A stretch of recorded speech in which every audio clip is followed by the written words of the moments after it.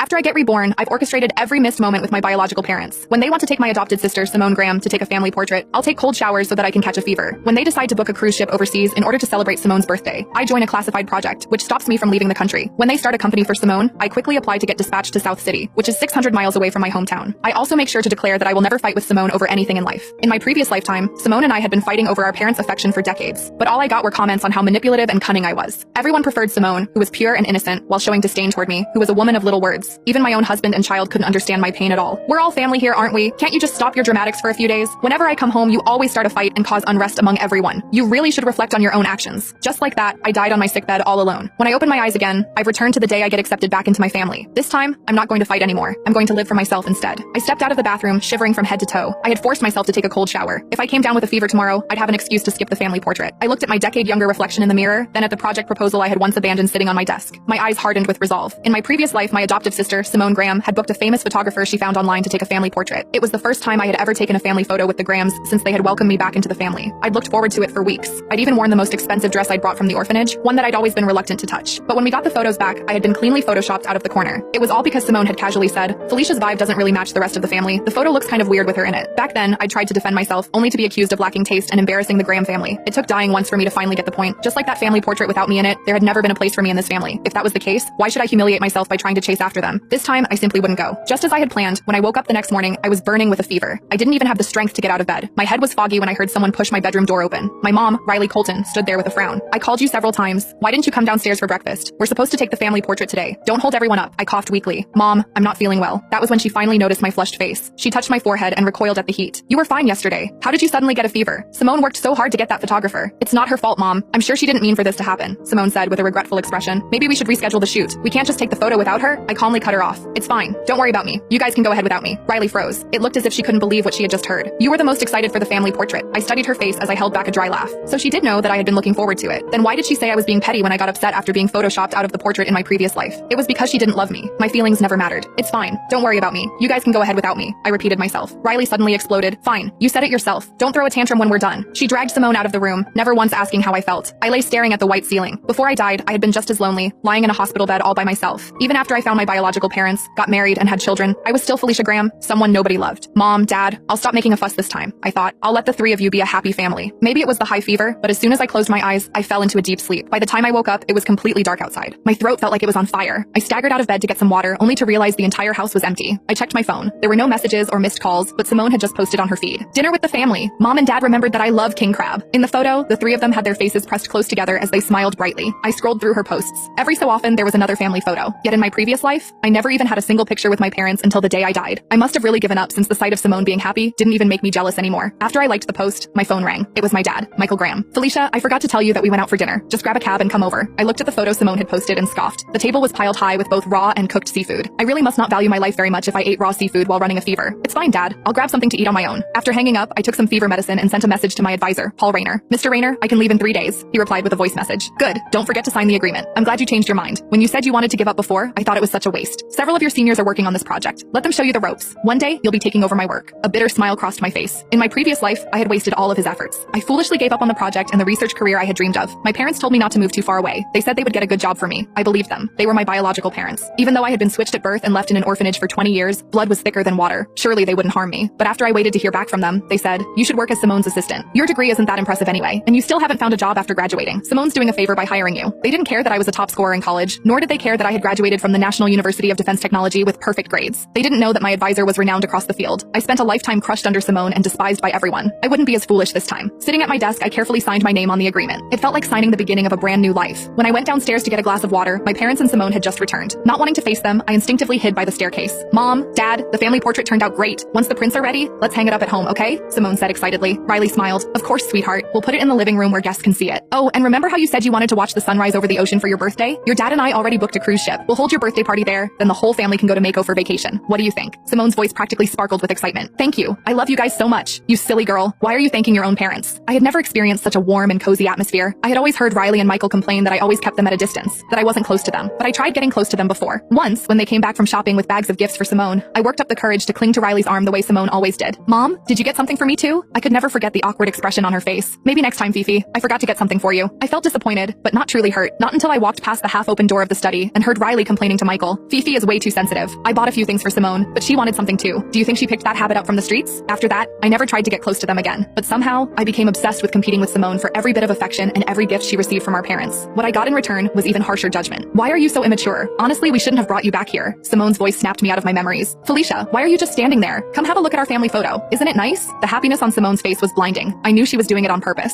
Just like countless times before, she would use an innocent tone to push me to the edge and make me lose control. Then she would tilt her head and ask, Felicia, are you throwing a tantrum? I had endured her cruelty time and time again in my previous life. Everyone thought I was overreacting. They thought I was petty and difficult. Only I knew the truth. All I ever wanted from the start was fairness. But now, it didn't matter anymore. I calmly took the family portrait and gave a sincere smile. It does look nice. Simone's smile froze. Riley was surprised by my reaction. She had expected me to get angry and had probably even prepared a lecture about how immature I was. Now the words were stuck in her throat. All she could do was laugh awkwardly. We'll take one with you too next time. I nodded lightly. There wouldn't be a next time. Riley couldn't read my thoughts. My silence made her uneasy. You just got unlucky, Fifi. It's your sister's birthday in a few days. We're going abroad for a trip. Yeah, Felicia, you didn't get to travel much before, right? This time the whole family can take you places. Simone chimed in. I remained completely unmoved. That's not necessary. I'm not going. The small trace of guilt Riley had just shown vanished instantly. She frowned. Don't be ridiculous. It's your sister's birthday. How can you not go? I was unfazed by her questioning. Firstly, I don't have a passport. I can't leave the country, I began. Secondly, I'll be busy with something else during those days. Riley froze. You don't have a passport? How could you not have one? Don't we renew them every— She stopped mid-sentence. The three of them renewed their passports every year, but I'd only come back home this year. Not one of them had remembered that I didn't even have a passport, let alone thought to take me to get one. In my previous life, even after I got married and had a child, I never once went abroad with the family. I wasn't expecting to do so in this life either. Enough. Michael, who had been sitting silently on the couch the whole time, finally spoke. Have someone rush the paperwork. It'll still make it in time. As for whatever you're busy with, just cancel it. What could possibly be more important than your sister's birthday? He decided everything for me with a few casual words. My opinion had never mattered. My lips curled into a mocking smile. For the first time in both my lifetimes, I spoke against his authority. Dad, I'm not going. My project doesn't allow me to leave the country. If you think what I'm doing isn't important, then feel free to talk it out with my advisor. He frowned deeply. Who is your advisor? I'll talk to him myself. He grumbled, displeased. Mr. Rayner from the National University of Defense Technology. Michael paused, then his eyes widened in shock. You mean the Paul Rayner, the father of rockets? How could he possibly be your advisor? Besides, why haven't you mentioned you're studying at the National University of Defense Technology? I felt like laughing. It's because you guys never asked, I replied. My grades were still posted on the wall back at the orphanage. My suitcase was filled with trophies I had earned over the years. It wasn't that I wasn't good enough, they just chose not to see it. After that day, my parents seemed to have come to their senses. They started making an effort to learn about my past. At the dinner table, they would ask how life had been at the orphanage. They'd ask if school had been hard and if I'd been struggling. I answered them evenly. Meanwhile, Simone always found a way to steer the conversations back to herself. She never liked it when our parents' attention lingered on me. I happily watched her cling to them and pout since it meant that I didn't have to deal with them. Soon, the day I would leave them arrived. To my surprise, my parents actually cleared their schedules. They even had the chef prepare a full table of dishes to send me off. Fifi, you're heading somewhere new. If you need anything, just give us a call. That's right. Don't push yourself. We'll always have your back. It was the first time they had ever said something like that to me, even if they sounded a little stiff doing so. My silence only made things more awkward. Riley pushed the dessert toward me to ease the tension. Try this. I made it myself. I glanced at the thick layer of mango on top and replied flatly, no thanks. I'm allergic to mango. Riley blinked in surprise. Really? I thought you loved— She stopped herself. She must have remembered that the one who loved mango wasn't me, but Simone. Then have some of the dishes. You're from the South, right? We had the chef make all your favorites, Michael said, clearing his throat. I looked at the table full of golden, oily dishes and couldn't help but scoff. I've had stomach problems since I was a kid. I can't eat fried food. The air grew even more tense. Simone pressed her lips together. Felicia, Mom and Dad meant well. You didn't have to say it like that, she lectured. It wouldn't hurt to take a bite or two. Her thoughtfulness earned approving looks from the two, making me seem even colder in comparison. Riley frowned. Just look at Simone. She's so considerate. Why are you always so difficult? That's right, I am difficult. I'll skip the meal. My ride's already here. I agreed with her. Michael held it in as long as he could, but he finally snapped. We went through all this trouble to prepare these dishes for you. Now that you've found someone to rely on, do you think you can act however— The dining room fell silent. For the first time, Riley and Michael realized something terrifying. They knew almost nothing about their own daughter. Not her allergies. Not her stomach condition. Not her school. Not her achievements. Not even whether she had money to live on. The person they had spent 20 years searching for had finally returned, and yet they had somehow learned less about her than they knew about distant relatives. Meanwhile, I sat in the car outside, watching the house shrink in the rearview mirror. My phone vibrated. A message from Paul Rayner. Welcome aboard, Felicia. Report to South City tomorrow morning. I smiled. For the first time in 2 lifetimes, I felt free. 3 days later, the Graham family boarded the luxury cruise ship. At sunset, Simone stood on the deck wearing an expensive gown while guests sang happy birthday. The atmosphere should have been perfect. Yet something felt strangely off. Where's Felicia? One of the relatives suddenly asked. The smile on Riley's face stiffened. Oh, she's busy with work. Another aunt laughed. Busy? On her sister's birthday. Young people nowadays are really career-focused. The comments weren't malicious. But Riley still felt uncomfortable. For some reason, every mention of my name left a strange emptiness in her chest.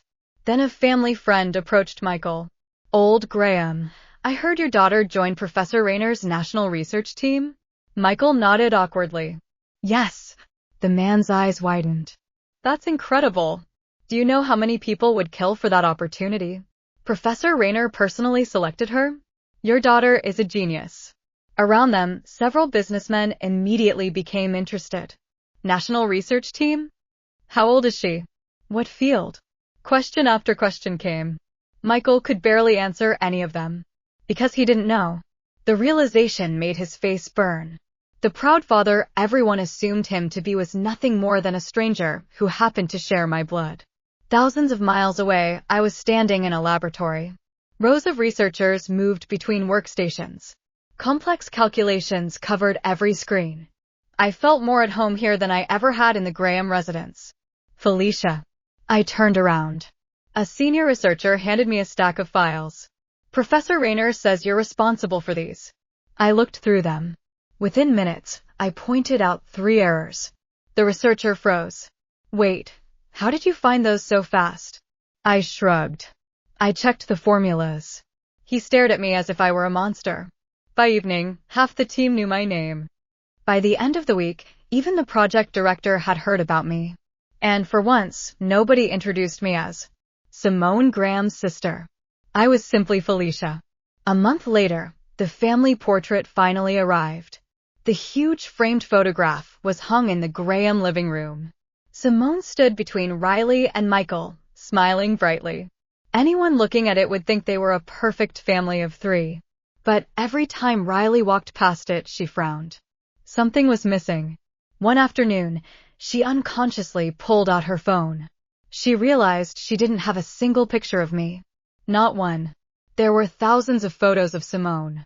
Photos from kindergarten, middle school, birthdays, vacations, graduations. Yet there wasn't even a casual snapshot of her biological daughter.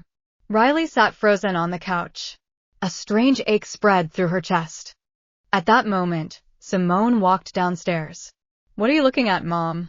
Riley quickly put away her phone. "Nothing." But for the first time, when she looked at Simone, she didn't feel warmth. She felt guilt. Because every picture of Simone was proof of a moment she had spent loving one daughter. And every missing picture of Felicia was proof of a moment she hadn't.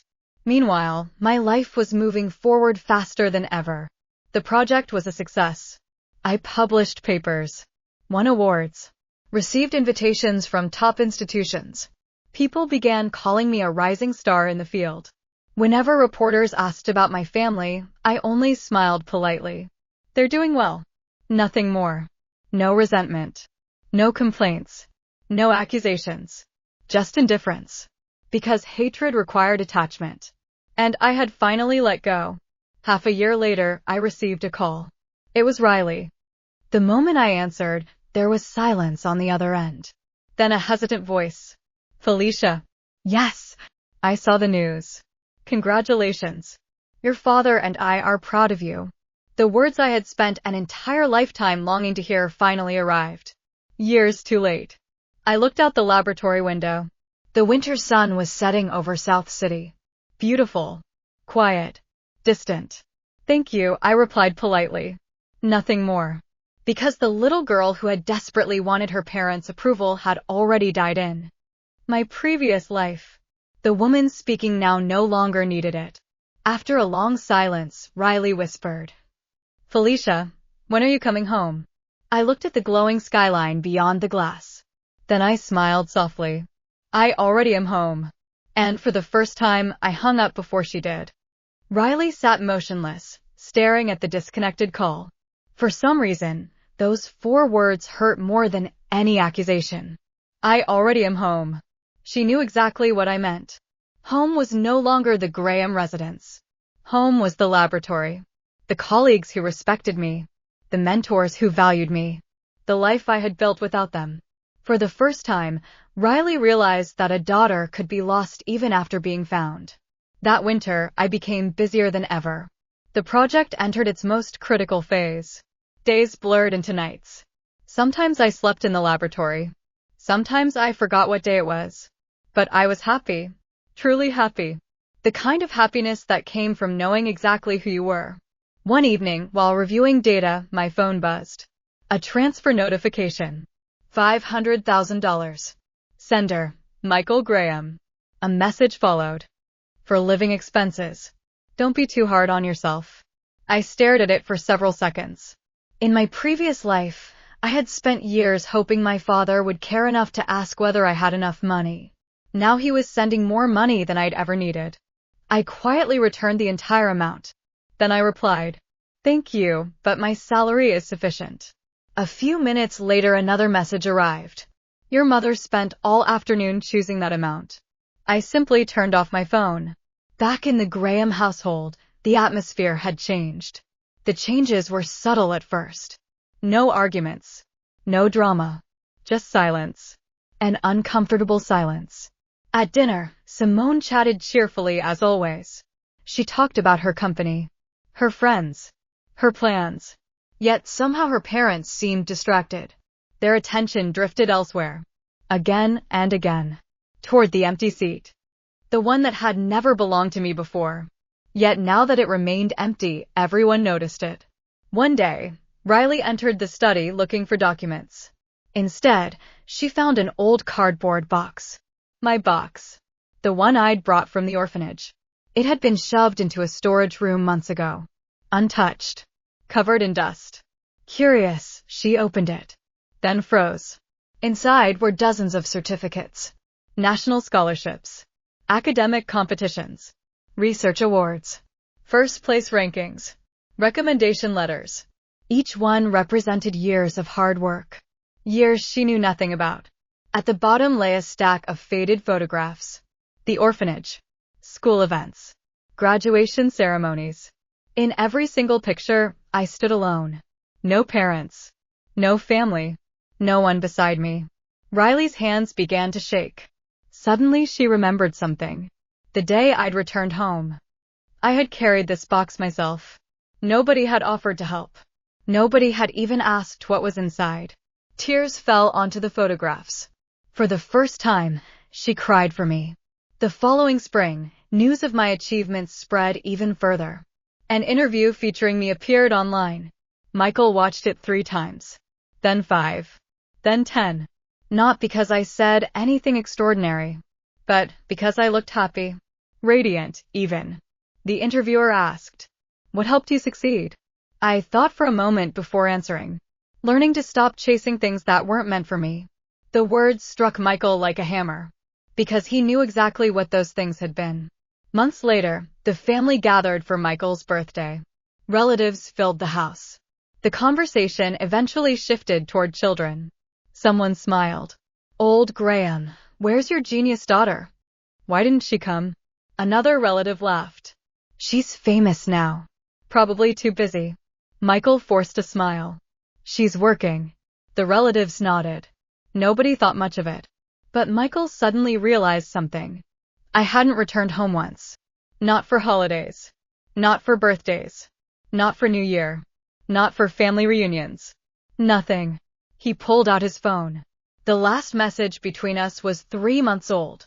He stared at it for a long time, then quietly put the phone away. That night, after everyone left, Riley knocked on Simone's bedroom door. "Mom, can I ask you something?" "Of course." Riley hesitated, then asked softly, "When Felicia first came home, did we treat her badly?" Simone's expression froze for the briefest moment. Only a second. But Riley noticed. For the first time. She noticed. And suddenly, countless memories resurfaced. Every conversation redirected.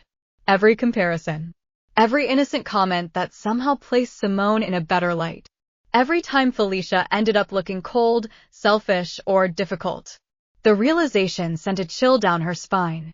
Because if even half of what she suspected was true, then perhaps the daughter they had blamed for years had never been the problem at all. And perhaps the daughter they had protected all along wasn't as innocent as they believed. For the first time in 2 lifetimes, the balance that had always tilted toward Simone began to shift. And far away in South City, completely unaware of the storm beginning to brew behind me, I signed another research agreement. accepted another promotion, and stepped into a future that no longer had room for the Graham family.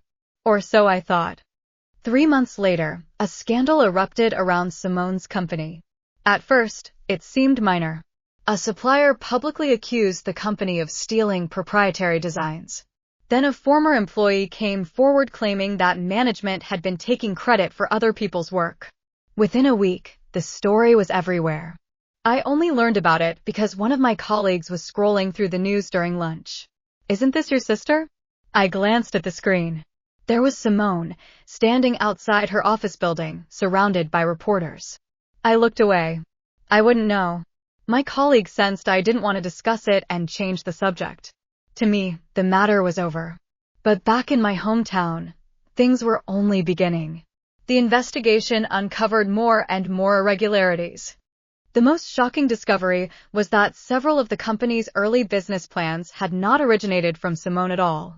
They had been copied almost word for word from proposals submitted by another applicant years ago. When Michael saw the documents, his hands trembled. Because he recognized the name immediately. Felicia Graham. No, not Graham. Back then, the proposal had been submitted before I had even returned to the family. It bore the name I had used at the orphanage. The proposal I had spent months creating in my previous life. The proposal I had later abandoned because my parents convinced me to become Simone's assistant. The proposal Simone had somehow gotten her hands on afterward. Simone. Michael slammed the documents onto the table. Explain this. For the first time in her life, Simone looked panicked. Dad, You told us you created this yourself. I modified it. I improved it. You improved someone else's work? Michael roared. The sound echoed through the house. Riley stared at her adopted daughter in disbelief. You knew it belonged to Felicia? Simone lowered her head. Silence was answer enough. The room went deathly quiet. The truth hit Riley like a truck. Years of memories suddenly rearranged themselves. The family portrait. The birthday trips. The comparisons. The arguments. The endless conflicts between the sisters. What if Felicia hadn't been lying? What if she had simply stopped defending herself because nobody ever listened? For years they had called her jealous, petty, manipulative, difficult. Yet every time there was evidence, they had chosen to believe Simone without question. Because believing Simone was easier. Because Simone smiled. Because Simone cried. Because Simone knew exactly how to make herself look innocent. The scandal spread quickly. Investors withdrew. Partnerships collapsed. The company began bleeding money. For the first time, Simone couldn't solve the problem by running to her parents. Even Michael's influence couldn't suppress the evidence. Within months, the company that had once been built entirely for her was on the verge of bankruptcy. Meanwhile, my career reached a new high. The project I joined after leaving home achieved a major breakthrough. At the award ceremony, I stood on stage beneath bright lights. When reporters asked whom I wanted to thank, I smiled. My advisor. My team. My colleagues. The applause thundered through the hall. Not once did I mention family. Not out of spite. Simply because they had not been part of the journey.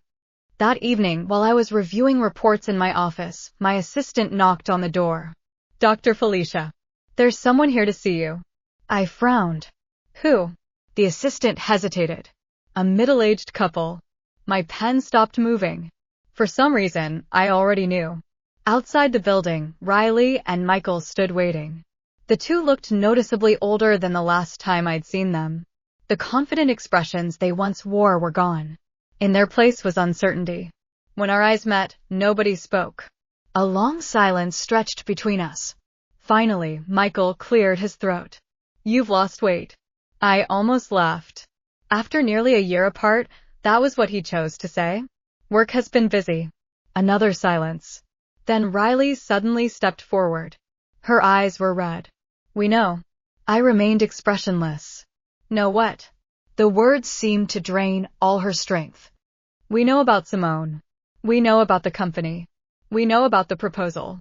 And, her voice cracked. We know we failed you. For a moment, nobody moved. The evening wind rustled through the trees. I looked at the two people I'd spent an entire lifetime trying to please. The two people whose approval had once meant everything. And realized something surprising. I felt nothing. No anger. No hatred. No satisfaction. Nothing. The wound had healed long ago. There was only a scar left behind. Riley began crying openly. I'm sorry. We were terrible parents. We thought there would always be time. We thought we could make it up to you later. Her shoulders shook. But later never came. Michael's eyes reddened as well. In all my years, it was the first time I had ever seen him look defeated. Can you give us another chance? He asked quietly. The question hung in the air. In my previous life, I would have agreed instantly. I would have clung to even the smallest sign of affection. But this wasn't my previous life. I looked past them toward the brightly lit research center behind me. The place where people knew my favorite foods, remembered my birthday, respected my work. The place that had become my home. Then I looked back at my parents. And for the first time, they truly looked afraid. Afraid that the answer might be no. I smiled politely. A smile neither warm nor cold. Then I finally spoke. That depends. Riley's eyes widened. Michael held his breath. And for the first time in both lifetimes, the people waiting for judgment weren't me. They were them. Epilogue, the family she left behind. 5 years later, the Graham residence was quieter than it had ever been. Not peaceful. Just empty. The massive house that once felt lively now echoed with silence.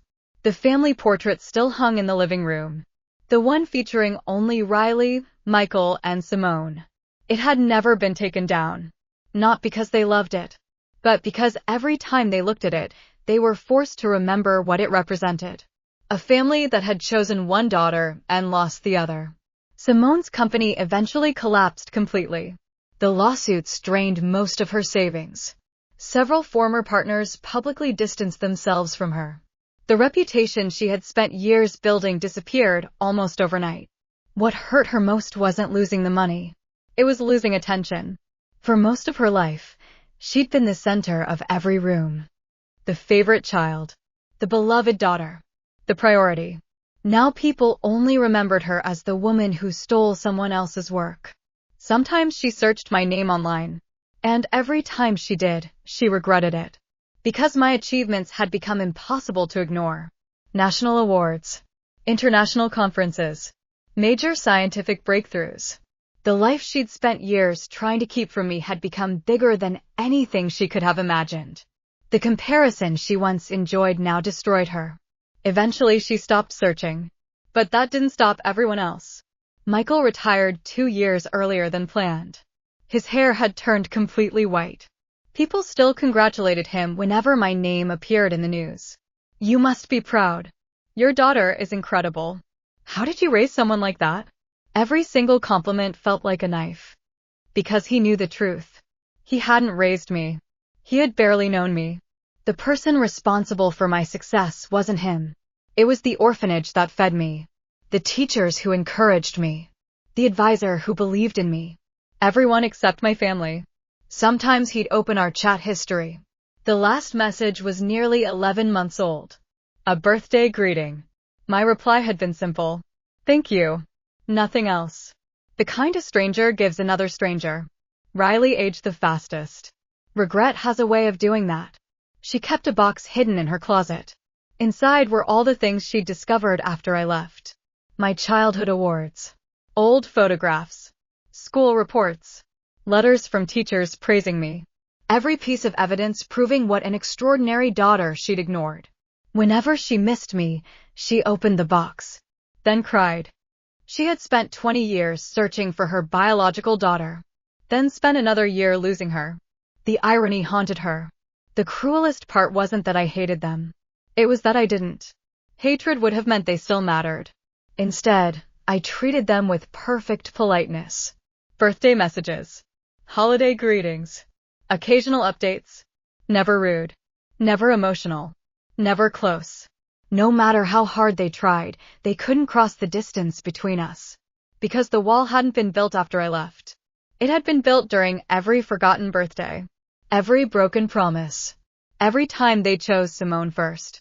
By the time they noticed it existed, it was already too high to climb. One winter evening, Michael and Riley attended an award ceremony. I was receiving one of the highest honors in my field. Hundreds of people stood and applauded as I walked onto the stage. The host spent nearly 10 minutes listing my accomplishments. The audience looked at me with admiration, respect, pride, everything I'd spent a lifetime trying to earn for my family. And yet, standing backstage, Riley suddenly noticed something. Among all the people surrounding me, my advisor was there. My colleagues were there. My students were there. Close friends were there. People laughed with me, talked with me, celebrated with me. I looked genuinely happy, but there was no place reserved for family. Not because there wasn't room, because they no longer belonged there. For a moment, Riley felt an overwhelming urge to run over and hug me, to tell me how proud she was, to tell me she loved me, to tell me she was sorry. But before she could move, someone else reached me first. Professor Rayner, the man who had become more of a parent to me than either of them. He smiled and patted my shoulder. The smile I returned was warm, natural, effortless. The kind of smile I had never once given Riley or Michael. The kind of smile they realized they would never receive. That night, after returning home, Riley stood in front of the family portrait. She stared at the 3 smiling faces. Then, after several minutes, she climbed onto a chair. For the first time in years, she took it down. The wall behind it was noticeably lighter than the surrounding paint. A pale rectangle. A permanent mark left behind after years of hanging in the same place. Riley touched it gently. Then she began to cry. Because she suddenly understood. The mark on the wall was just like Felicia. Even after she was gone, the empty space she left behind remained. Visible. Impossible to ignore. Impossible to replace. Far away, in a different city, I stood on the balcony of my apartment overlooking thousands of lights. My phone buzzed. A holiday greeting from Riley and Michael. The same one they sent every year. I smiled softly and replied, "Happy holidays. Take care of yourselves." Then I put my phone away. Below me, my friends were waiting. My colleagues were arguing over dinner. Someone was calling my name. A life full of people who chose me. People who stayed. People who loved me without being asked. I turned and walked back inside. The balcony door slid shut. The city lights remained bright behind me. And somewhere far away, the Graham family finally learned a lesson too late. Finding a child is easy. Keeping her is the hard part.